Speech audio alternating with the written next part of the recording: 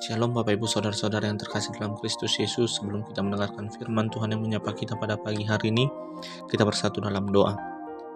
Segala puji dan syukur kami ucapkan kehadirat-Mu ya Tuhan, atas penyertaan Tuhan di dalam kehidupan kami, terlebih yang telah menjaga tidur kami, sehingga kami dapat boleh bangun dari tempat tidur kami masing-masing, dan kami ingin memulai aktivitas kami hari ini.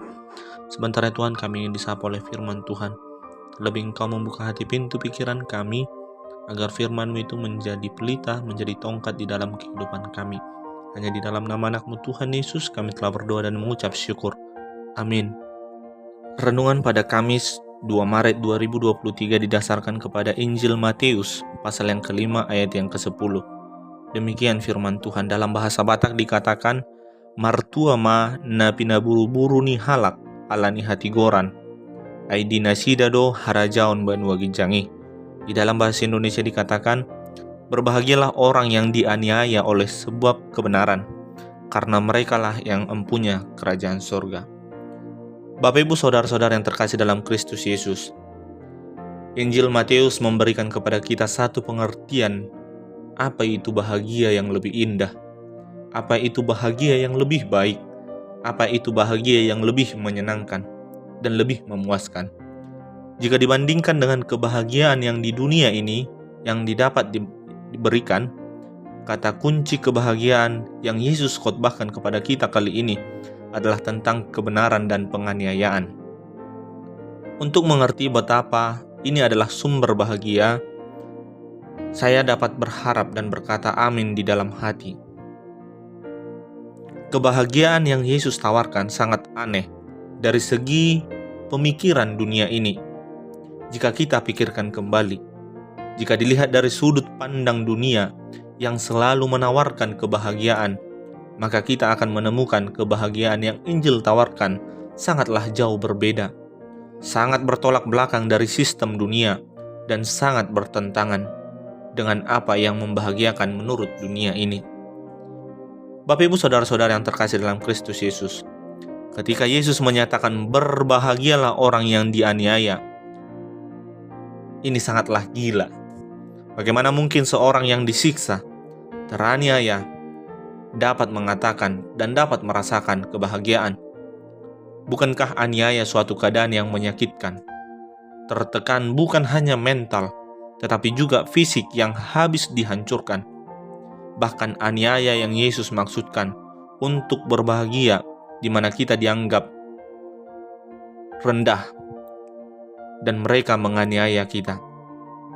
Bapak Ibu Saudara-saudara yang terkasih dalam Kristus Yesus, ada beberapa poin yang boleh kita ambil yang menjadi bekal iman kita melalui Matius pasal yang kelima ayat yang ke-10. Yang pertama, dibenarkan oleh kebenaran.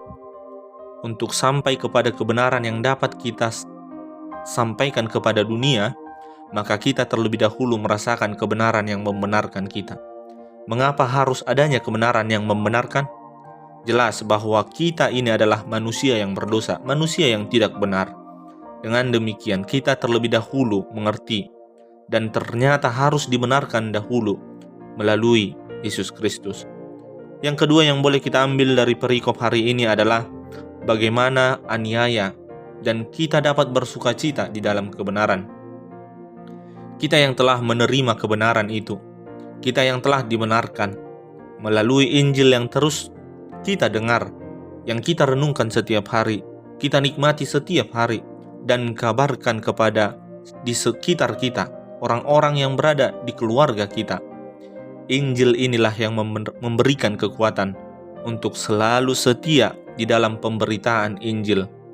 Sebab ini adalah perintah bagi kita. Ini adalah tujuan dari pelayanan kita. Dan yang terpenting, kita harus tahu dan sadar bahwa Injil ini adalah mutlak benar.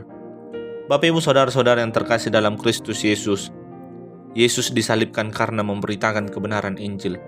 Karena ia menyakiti setiap hati orang yang munafik dari pemimpin agama Yahudi. Penyaliban ini adalah kehendak Allah. Ini adalah hukuman yang sangat mematikan, memalukan dan mengerikan. Hukuman yang membawa pada kematian yang perlahan, tetapi sangat menyakitkan dan memberikan penderitaan yang teramat sangat dari segi kedagingan manusia. Penyaliban yang terjadi atas diri Yesus bukan karena ia melakukan dosa. Ia terhitung di antara orang yang berdosa karena telah difitnah, karena telah dinyatakan bersalah.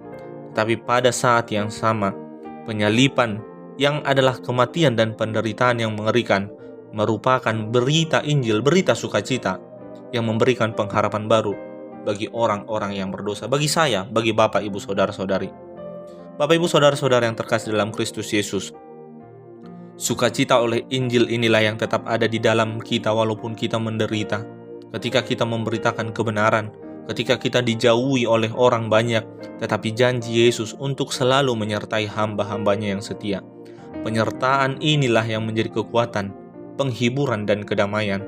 Maka Yesus dengan jelas menyatakan, yang terpenting bukanlah kebahagiaan palsu yang berasal dari dunia ini, kebahagiaan yang hanya bersifat fana sementara, tetapi sukacita yang berasal dari Injil, kebenaran Yesus yang telah disalibkan, sebab hanya di dalam Dia dan melalui Dia, sang jalan kebenaran dan hidup, kita memperoleh hidup yang kekal dan memberitakan kehidupan yang kekal, yang dibenci oleh dunia ini, yang telah diperbudak dosa dan dikuasai oleh kuasa kegelapan. Berdoalah untuk kekuatan yang berasal dari Kristus, untuk tetap kuat memberitakan tentang Injil, tentang Yesus itu sendiri, meninggalkan kenyamanan semu yang berasal dari dunia ini, dan masuk ke dalam penderitaan yang akan memberikan jaminan kebahagiaan, dan kita dapat bersama-sama dengan Dia di dalam kehidupan, di dalam penyertaan, di dalam kasih setia Tuhan. Amin. Tuhan Yesus memberkati. Kita bersatu dalam doa. Sungguh kami mengucap syukur ya Tuhan buat firman-Mu yang baru saja mengingatkan kami bagaimana kami mampu berbahagia ketika kami dianiaya oleh sebab kebenaran yang daripada Tuhan. Tuhan, kuatkan kami selalu ketika kami ditawarkan kebahagiaan oleh dunia ini yang hanya sementara. Engkaulah ya Tuhan yang selalu memberikan kekuatan penyertaan kepada kami. Terlebih ya Tuhan, kami memohon kekuatan yang daripada Tuhan agar kami mampu dapat menyatakan kebenaran akan Injil Tuhan, sehingga dengan demikian kami akan memperoleh kebahagiaan dan kami akan memperoleh berkat yang daripada Tuhan. Karena firman-Mu yang mengatakan, berbahagialah orang yang dianiaya oleh sebab kebenaran, karena merekalah yang empunya kerajaan surga. Kerajaan surgalah yang menjadi jaminan kehidupan kami. Oleh karena itu ya Tuhan, kami mau menyerahkan kehidupan kami, pekerjaan kami, pelayanan kami hanya ke dalam tangan Tuhan. Hanya di dalam nama anak-Mu Tuhan Yesus kami telah berdoa dan mengucap syukur. Amin.